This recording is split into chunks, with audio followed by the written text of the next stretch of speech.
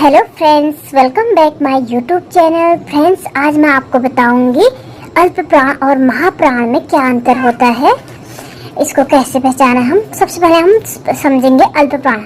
अल्प प्राण यानी कि अल्प मतलब छोटा, यानी कि जो छोटा होता है, और जो उसका अर्थ होता है अल्प प्राण का, देखो, जिन वर्णों के उच्चारण में मुख से कम श्वास निकले, यानी कि जिनको बोलने में हमारी सांस क्या हो, कम निकले, यानी कि जो अल्प मात्रा में हो, छोटा हो, उसको हम अल्प प्राण कहेंगे। महाप्राण यानी कि जिनके उच्चारण में अधिक सांस निकले, यानी कि जिनको हम बोलने में सांस हमारी अधिक लगती है, हमारी आवाज़ थोड़ी ज़्यादा देर तक खिंचती है, उसे हम महाप्राण कहेंगे। आप ऐसे भी समझ सकते हो, अल्प मतलब छोटा और महा मतलब महा यानी कि जो बड़ा, महा विशाल, तो बड़ा। महाप्राण में ज़्यादा समय लगेगा, वो महाप्राण में आएगा जो इसमें ज़्यादा समय लगेगा। उसके बाद आप देखिए, हम डिटेल में समझते हैं अल्प प्राण को। प्रत्येक वर्ण का एक पहला, तीसरा और पांचवा वर्ण अल्प प्राण होता है। जो 5 वर्ण होते हैं हमारे, उनमें से पहला, तीसरा और पांचवा क्या होगा, अल्प प्राण होगा।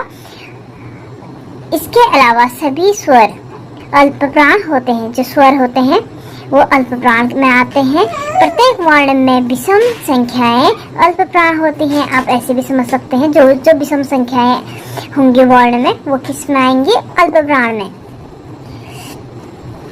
उसके बाद हम देखेंगे महाप्राण। जो महाप्राण है उसमें प्रत्येक वर्ण का दूसरा और चौथा वर्ण महाप्राण होता है। उष्ण व्यंजन भी महाप्राण में आते हैं। जो उष्ण व्यंजन होते हैं वो महाप्राण में आते हैं। और आप इसको ऐसे भी समझ सकते हैं, प्रत्येक समवर्ण या वर्ण यानी कि संख्या महाप्राण होते हैं। जो सम संख्याएं होती हैं वो महाप्राण कहलाती हैं। जैसे जिनमें जो 2 से डिवाइड होते हैं, 2 और 4 क्या हो गया, महाप्राण हो गया। और पहला, तीसरा और पांचवा अल्प प्राण। और वर्ण आप ऐसे, आपको पता ही होगा, अगर जिसको पता नहीं है आप देख लीजिए, वर्ण किसे कहते हैं, एग्जाम्पल के लिए हम समझते हैं।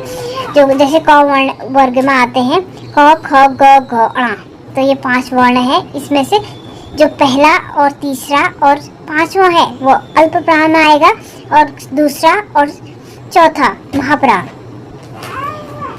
यहाँ पे आगे पे लिखा भी है मैंने।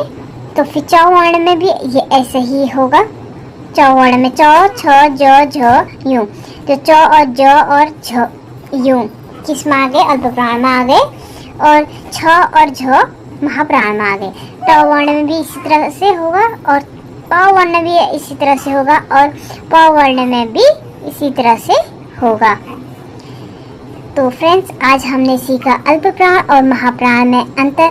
आपको ये वीडियो मेरी कैसी लगी, इसके लिए आप मुझे कमेंट करके बताइए। इसके अलावा आपको जिस टॉपिक में वीडियो चाहिए उसके लिए आप मुझे कमेंट कर सकते हैं। मैं उस टॉपिक में आपके लिए वीडियो बना के सेंड कर दूंगी। Thanks for watching my video.